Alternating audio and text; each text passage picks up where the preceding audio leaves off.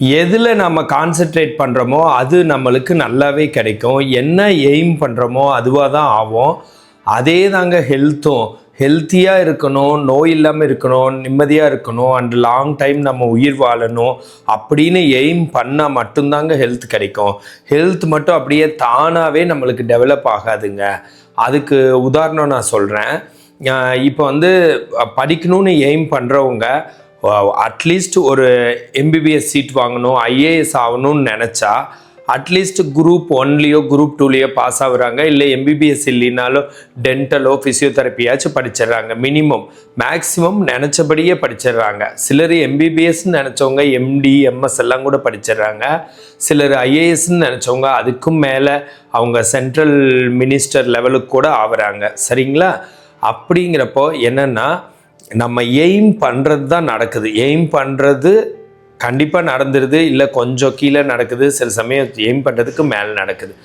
அது மாதிரி தான் ஒவ்வொன்றும். எதையாச்சும் நம்ம நினைக்காம முயற்சி எடுக்காமல் அதுக்குன்னு செலவு பண்ணாமல் நடந்ததா. அடுத்து வர முக்கியமான விஷயத்துக்கு, இப்போ எம்பிபிஎஸ் ஆகணும், எம்பிபிஎஸ் படிக்கணும் அப்படின்னு நினைக்கிறீங்க, டாக்டர் ஆகணும்னு. என்ன ₹1 கூட இல்லாமையா நீங்கள் டாக்டர் ஆனீங்க?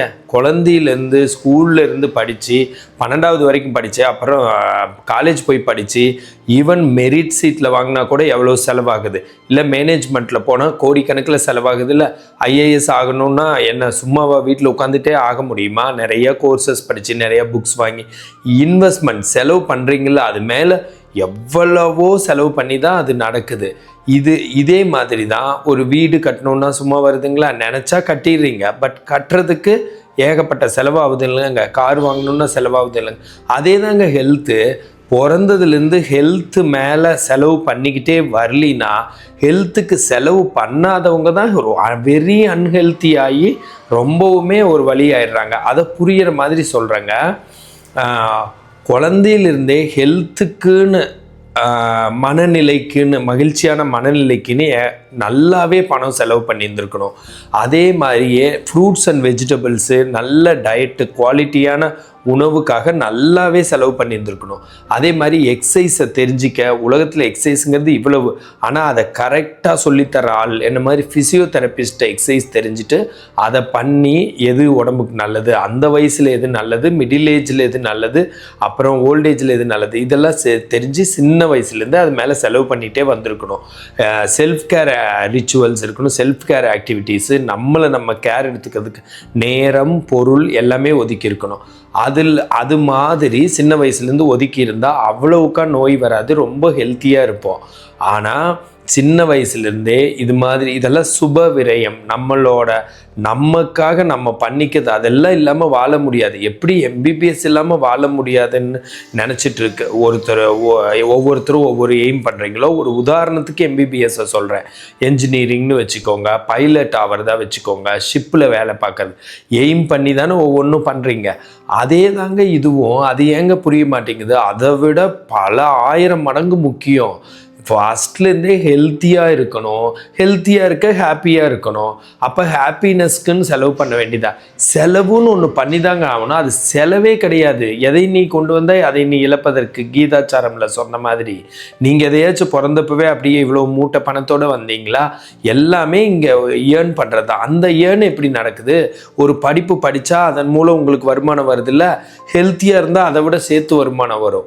நீங்கள் ஒரு இன்வெஸ்ட்மெண்ட் பண்ணி இப்போ எம்பிபிஎஸ்க்கு 1 கோடி போட்டால் நாளைக்கு அவங்க ஃபேமஸ் டாக்டர் ஆகி 10 கோடி வருது இல்லைங்க. பணம் வருது. பணம்ங்கிறது தப்பெல்லாம் கிடையாது. பணம் தான் உணவு, பணம் தான் இருப்பிடம், பணம் தான் நம்மளோட சேஃப்டி. அதனால பணம்னா என்னமோ கெட்டது மாதிரி அப்படின்னு சொல்லக்கூடாது. ஒரு பக்கம் பணத்துக்கு பின்னாடி போகிறது, ஒரு பக்கம் பணம் கெட்டதுங்கிறது அந்த மாதிரியும் நினைக்கக்கூடாது. ஸோ என்னென்னா அதுக்கு இன்வெஸ்ட்மெண்ட் பண்ணால் தானே கிடைக்குது.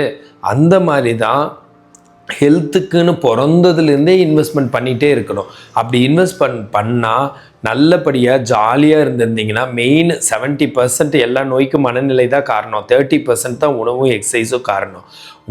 அந்த 30%க்கும் செலவு பண்ணியிருந்துருக்கணும். அந்த 70% மனநிலைக்கு எக்கச்சக்கமாக செலவு பண்ணியிருந்துருக்கணும். உங்கள் அன்புக்கு, உங்களோட ஃபன்னுக்கு, நீங்கள் ஃப்ரெண்ட்ஸுக்கு, girl friends, bye friends, friends, besties, இந்த மாதிரியெல்லாம் ஏகப்பட்ட பணம் செலவு பண்ணியிருந்துருக்கணும். பணம் செலவு பண்ணி நம்ம மெயின்டைன் பண்ணிக்கணும். பணங்கிறது இப்போ பணம் கொடுத்து ஒரு ஃப்ரூட் வாங்குறீங்க, அது பணமா ஃப்ரூட்டு, அந்த ஃப்ரூட் போய் விட்டமினை கொடுக்குது, அப்போ அதுதான் விட்டமின். சும்மா எப்படி விட்டமின் வரும்? அதே தான், பணத்தை செலவு பண்ணி ஒரு மகிழ்ச்சி வாங்கி நம்ம ஹாப்பி ஹார்மோன்ஸை நல்லா வச்சுக்கிறீங்க. இந்த மாதிரி செஞ்சுருந்தா நோய் வராது. அதுக்கப்புறமும் ஒரு குற்றம் செய்கிறீங்க. நோய் வந்ததுக்கப்புறமும் அந்த நோய்க்குன்னு செலவு பண்ணி தாங்க நோயிலிருந்து நீங்கள் விடுபட முடியும்.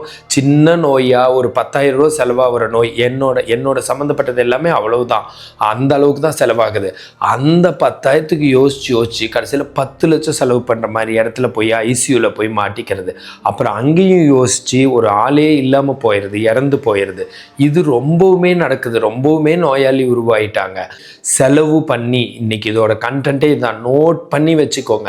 செலவு பண்ணி ஹெல்த்தை பார்த்துக்கோங்க. ஏகப்பட்ட செலவு ஹெல்த் மேலே பண்ணுங்க. இது எனக்காக நான் சொல்கிறேன்னா, நீங்கள் எங்கேயோ போய் பண்ணுங்க, நல்லா ஜாலியாக செலவு பண்ணுங்க. நீங்கள் இதாக இருங்க. அது முடியலையா, நோய் வந்துச்சா, நோய்க்காச்சும் செலவு பண்ணுங்க. என்கிட்ட வந்தாலும் என் மூலம் செலவு பண்ணுங்க, வேறவங்ககிட்ட போனாலும் வேறவங்க மூலம் செலவு பண்ணி அதை சரி பண்ணுங்க. செலவு பண்ணாமல் சரி பண்ண முடியாது. அந்த செலவு தாங்க உங்களை காப்பாற்றுது. அது ஒன்றும் கெட்டது இல்லை. எஜுகேஷன் கொடுத்தா மட்டும் சூப்பர் செலவு, வீடு கட்டினா சூப்பர் செலவு, இது என்ன ஒரு கார் வாங்கினா சூப்பர் செலவு, உங்கள் ஹெல்த் மேலே போட்டால் கெட்ட செலவா? யார் சொன்னாங்க? அந்த சூப்பர் செலவை விட 100 மடங்கு சூப்பர் செலவு தான் இந்த செலவு. சரிங்களா? நோய் வந்தாலும் சரி, எங்கே ஹாஸ்பிட்டலுக்கு செலவு பண்ணது சும்மா நினச்சிக்காதீங்க. இல்லைன்னா போய் சேர்ந்துருப்பீங்க. ஹாஸ்பிட்டல் இல்லாட்டி எப்படி இருப்பீங்க?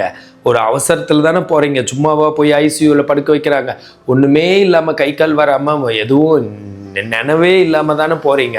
அப்புறம் ஏன் அதை மட்டும் திட்டிக்கிட்டு வெட்டி செலவுன்னு சொல்கிறது? அப்படி கிடையாது. எல்லாமே உருப்படியான, அதுவே உங்களால் தான் வந்துச்சு. ஏன் நோய் வாய்ப்படுறீங்க? ஃபஸ்ட்லேருந்தே உடம்புக்கு நீங்கள் பாட்டில் நல்லபடியாக அங்கே போய் செலவு, ஆஸ்பத்திரியில் செலவு பண்ணுற காசில் நல்லா சாப்பிட்டு, நல்லா 4 பேர்த்துக்கு வாங்கி கொடுத்து, 4 பேர்த்த சேர்த்து அன்பாக வச்சுருந்து அப்படி இருந்தீங்கன்னா எதுக்கு நோய் வருது?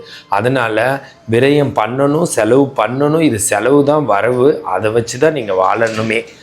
இந்த மாதிரி ஹெல்த் டிப்ஸ் வேணும்னா என்னை ஃபாலோ பண்ணுங்கள். ஃபிசியோதெரப்பி கன்சல்டேஷன் வேணும்னா எனக்கு கால் பண்ணுங்கள். நான் பிரகாஷ், ஃபிசியோதெரபிஸ்ட்.